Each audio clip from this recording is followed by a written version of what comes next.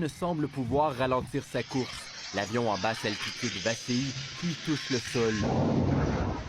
Les secouristes et les curieux s'activent autour de l'épave enflammée.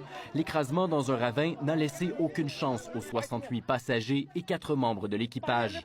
On a bien tenté d'éteindre le brasier, mais le mal était fait. L'opération de sauvetage s'est avérée très difficile, souligne ce policier. Plus d'une centaine de militaires y ont participé. 6 enfants se trouvaient à bord de l'appareil. Une véritable tragédie, se désole le premier ministre du Népal qui a convoqué son cabinet pour une réunion d'urgence. L'ATR-72, un avion de ligne du transporteur Yeti Airlines, partait de la capitale Katmandou, puis s'est écrasé près de l'atterrissage au nouvel aéroport de Pokhara, inauguré le 1er janvier 2023. Cette destination est courue tant par les pèlerins que les randonneurs. Parmi les passagers, 15 ressortissants étrangers.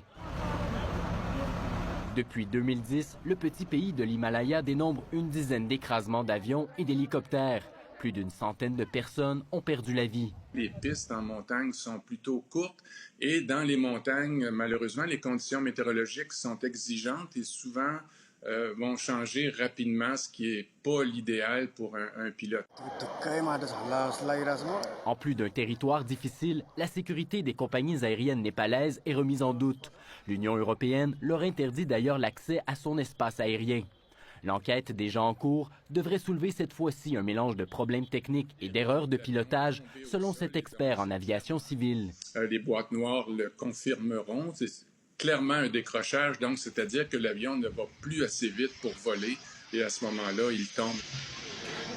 Cette dernière tragédie en fait la plus meurtrière en 30 ans au Népal. Ici Jean-Philippe Hughes, Radio-Canada, Montréal.